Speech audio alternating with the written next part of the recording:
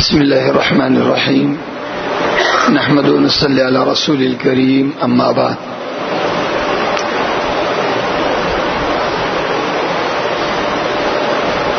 بخاری اور مسلم کی روایت ہے. حضرت ابو ہریرہ رضی اللہ عنہ روایت کرتے ہیں کہ جناب رسول کریم صلی اللہ علیہ وسلم نے ارشاد فرمایا: صلاۃ فی مسجدی ھذا خیر من الف صلاۃ فیما سواہ الا المسجد الحرام. اللہ کے نبی صلی اللہ علیہ وسلم نے ارشاد فرمایا: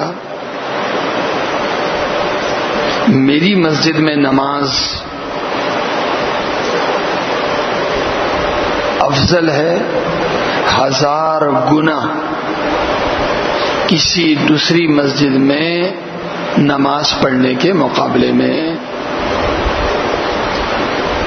میری مسجد میں نماز 1000 گنا افضل ہے کسی اور مسجد میں نماز پڑھنے کے مقابلے میں سوائے مسجد حرام کے. یعنی میری مسجد سے، مسجد نبوی سے بڑھ کر اگر کوئی مسجد ہے تو وہ بیت اللہ شریف ہے، مسجد حرام ہے. اس کے علاوہ جتنی مسجدیں ہیں ساری مسجدوں سے میری مسجد افضل. کتنی افضل؟ 1000 گنا.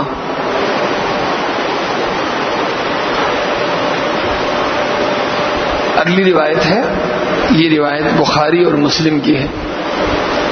حضرت ابو سعید خدری رضی اللہ عنہ روایت کرتے ہیں کہ سفر مقصودی طور پر 3 مسجدوں کے لیے کیا جا سکتا ہے: مسجد حرام، مسجد اقصی اور میری مسجد. یعنی خاص نماز پڑھنے کے لیے ثواب کی نیت سے 3 مسجدوں کا سفر کیا جا سکتا ہے: میری مسجد، مسجد حرام اور مسجد اقصی. یعنی ایک شخص یہاں سے جا رہا ہے حیدرآباد. کیوں جا رہا ہے جی؟ بہت بڑی مسجد ہے جی، نماز پڑھنے جا رہا ہوں. تو حیدرآباد کی جو مسجد ہے یا یہ مسجد ہے، دونوں ہی برابر ہے، اتنا سفر کیوں کر رہا ہے؟ ایک شخص نماز پڑھنے جا رہا ہے کراچی میں کسی بڑی مسجد میں. اتنے دور کیوں جا رہے ہو؟ اتنی دور کیا جا رہا ہے؟ اس مسجد میں نماز، اس مسجد میں نماز برابر ہے، اتنا سفر کیوں کر رہے ہو؟ لیکن یہی سفر بڑا مبارک ہے کہ ایک شخص جائے کہ جی میں 40 دن کی نمازیں، 1 مہینے کی نمازیں، 2 مہینے کی نمازیں میری مسجد اقصی میں ہو جائیں، اور اس نیت سے وہ فلسطین کا سفر کر رہا. اس کی نیت یہ ہے کہ یار میری اتنے مہینوں کی یا اتنے دنوں کی نمازیں میری مدینے میں ہو جائے، اور اس مقصد کے لیے سفر کر رہا ہے. اسی طرح بیت اللہ شریف میں نماز پڑھنے کی نیت سے، ورنہ تو طواف بھی ہے صرف. لیکن ہم جو جاتے ہیں مدینہ، تو مدینے میں تو عمرے کا کوئی عمل نہیں ہوتا. ہماری 2 نیتیں ہوتی ہیں. ایک جناب رسول کریم صلی اللہ علیہ وسلم کے قبر اطہر کی زیارت، کیونکہ اللہ کے نبی صلی اللہ علیہ وسلم نے ارشاد فرمایا کہ جس نے میری قبر کی زیارت کی اسے اتنا ثواب ملا جیسے اس نے جیتے جی میری زندگی میں جیسے اس نے میری زیارت کی. تو جیسے ہم اپنے والدین سے ملنے جاتے ہیں ایک شوق لے کر، اسی شوق کے ساتھ ہم مدینے جا رہے ہیں. عمرہ، حج یہ کہاں ہوتے ہیں؟ تو مکے میں ہوتے ہیں. مدینے کیوں جاتے ہیں؟ دو مقصد. ایک مقصد جناب رسول کریم صلی اللہ علیہ وسلم کی زیارت، ملاقات، اگرچہ اور وہ ملاقات کیا ہے؟ بالواسطہ ہے کہ ہم جاتے ہیں اللہ کے رسول صلی اللہ علیہ وسلم کے روزہ اطہر پر ہم حاضری دے دیتے. اور دوسرا جو مقصد ہے یہ مقصد اس لیے کہ مجھے افضل ترین مسجد میں نماز مل جائے اور اس لیے میں نے سفر کیا ہے. تو اللہ کے نبی صلی اللہ علیہ وسلم نے ارشاد فرمایا 3 سفر نماز پڑھنے کے لیے، 3 سفر بڑے مبارک ہیں. ایک سفر مسجد اقصیٰ کا ہو، ایک سفر بیت اللہ شریف میں نماز پڑھنے کے لیے ہو، اور ایک سفر مدینہ منورہ میں جناب رسول کریم صلی اللہ علیہ وسلم کی مسجد میں نماز پڑھنے کے لیے. اگلی روایت ہے، یہ روایت بخاری اور مسلم دونوں میں ہے. حضرت عبداللہ ابن عمر رضی اللہ عنہما روایت کرتے ہیں کہ جناب رسول کریم صلی اللہ علیہ وسلم ہر ہفتے والے دن، جمعے کے بعد ہفتے والے دن، اللہ کے نبی صلی اللہ علیہ وسلم کبھی پیدل کبھی سوار ہو کر آپ قبا جاتے تھے. اور قبا اس بستی میں جا کر اللہ کے نبی صلی اللہ علیہ وسلم 2 رکعتیں پڑھتے تھے. اور یہ سفر آپ کا ہوتا تھا فجر کے بعد.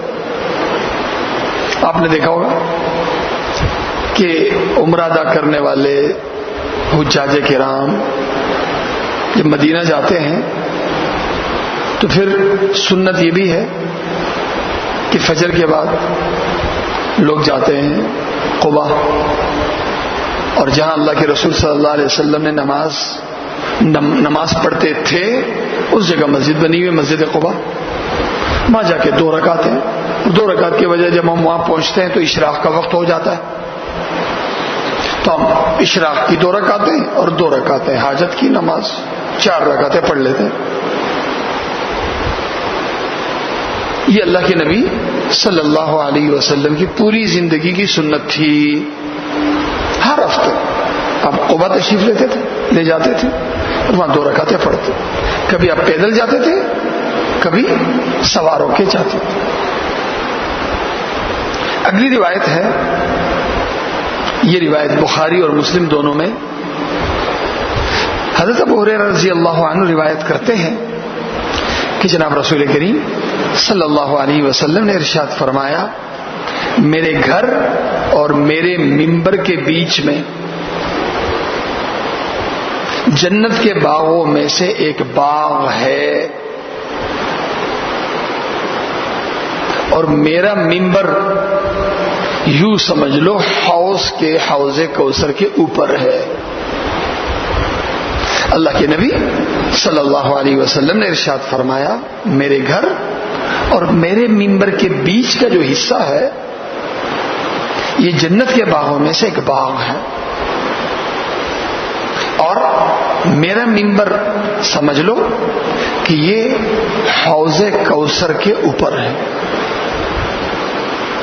کیا مطلب ہے اس حدیث کا؟ اس حدیث کا مفہوم یہ ہے کہ یہ مسجد نبوی میں یہ 2 مقامات انتہائی افضل ہیں. انتہائی افضلیت کو بیان کرنے کے لیے اللہ کے نبی صلی اللہ علیہ وسلم نے اس کو یوں بیان فرمایا. ایک کو جنت کے باغوں میں سے ایک باغ کا نام دیا، اور دوسرے کو نام دیا کہ یہ میرا منبر حوض کوثر کے اوپر. یعنی ان 2 مقامات کی اتنی فضیلت ہے کہ کسی شخص کو اگر عبادت کرنے کا یہاں موقع مل جائے، بیٹھنے کا موقع مل جائے، ذکر تلاوت کا موقع مل جائے، تو امید یہی ہے کہ اسے جنت بھی نصیب ہوگی اور قیامت کے دن اللہ کے نبی صلی اللہ علیہ وسلم کے حوض کوثر پر آپ کے دست اقدس سے پانی پینے کا اعزاز بھی اللہ عطا کرے گا. منبر رسول صلی اللہ علیہ وسلم پر آنے والا سمجھے کہ گویا وہ حوض کوثر پہ آ گیا ہے، ابھی نہیں، مرنے کے بعد قیامت کی. اور اللہ کے نبی صلی اللہ علیہ وسلم کے گھر، جہاں ابھی اللہ کے نبی صلی اللہ علیہ وسلم کا روضہ ہے، یہ اور منبر کے بیچ کا یہ جو درمیان والا حصہ، اس میں کسی شخص کو جگہ ملی، بیٹھنے کا موقع مل جائے، سمجھ لے اسے جنت مل گئی. یعنی جناب رسول کریم صلی اللہ علیہ وسلم کی زیارت سے، مسجد نبوی میں نماز پڑھنے سے بھی اللہ کے نبی صلی اللہ علیہ وسلم کی شفاعت ملنے کی انتہائی امید ہے، حدیث میں. لیکن یہ جو دو مقامات ہیں، یہ مدینے کے تمام جگہوں سے، تمام مقامات سے انتہائی افضل ہے. اور اسی لیے سب سے زیادہ مسجد نبوی آنے والے جو ہیں، ان کی سب سے زیادہ کوشش یہ ہوتی ہے کہ کسی طرح میں یہاں موقع مل جائے، چاہے 1 منٹ کیوں نہ. لیکن ہوتا ہے بعض حضرات کو جب وہاں بیٹھنے کا موقع ملتا ہے تو وہ چھوڑتے ہی نہیں، ملتا ہے تو گھنٹوں بیٹھے رہتے. تو ایک تو بھائی فضیلت کے لیے، فضیلت حاصل کرنے کے لیے اگر کسی کو اذیت دی جائے تو وہ فضیلت نہیں، وہ فضیلت بھی مصیبت ہے. دھکے دے کر، دوسروں کو اٹھا کر، دوسروں سے لڑ کر، یہ سوچنا چاہیے کہ میں لڑ کہاں رہا ہوں، میں لڑ کہاں رہا ہوں. اللہ کے نبی صلی اللہ علیہ وسلم کے مہمانوں سے لڑ رہا ہوں، انہیں اذیت دے رہا ہوں، پولیس والے منع کر رہے ہیں، میں پھر بھی اندر گھس رہا ہوں. تو سوچنا چاہیے کہ میں لڑکا رہا ہوں. مسجد میں اگر کوئی شور کرے، کوئی لڑائی کرے تو ہم برداشت کرتے ہیں، اور یہی کام ہم ایک فضیلت حاصل کرنے کے لیے وہاں کریں. تو جیسے حدیث پاک میں ہے نا کہ من تخطى رقاب الناس، کہ جمعے کے دن ایک شخص اگلی صف میں نماز پڑھنے کی فضیلت حاصل کرنے کے لیے، یا عام نماز میں اگلی صف کی فضیلت حاصل کرنے کے لیے نمازیوں کے کندھوں کو پلنگ کے آ رہا ہے، یہ سوچے کہ مجھے اگلی صف کی فضیلت مل جائے. بھائی پہلے آتے، پہلے تو آئے نہیں، ابھی آئے، کندھے پلانگ رہا ہے. تو فرمایا کسی فضیلت نہیں ملی. فقد اتخذ جسرا الى نار جہنم، اس لیے اس شخص نے اپنے لیے جہنم کا پل اس شخص نے اپنے لیے تیار کر لیا. یہ جو آنا ہے اس کو یوں سمجھے کہ یہ جو وہاں سے پھلانگتا ہوا آ رہا ہے، یہ گویا اپنے لیے پل بنا رہا ہے. کہاں تک جانے کے لیے؟ جہنم میں جانے کے لیے. تو اتنی بڑی فضیلت، اتنی بڑی مصیبت بن گئی. اور یہی جھگڑا، یہی اذیت انتہائی مقدس ترین مقام پر کوئی دے، تو جب اس مسجد میں کسی کو اذیت دینے پہ یہ وعید ہے تو وہاں پر پھر کیا ہوگا؟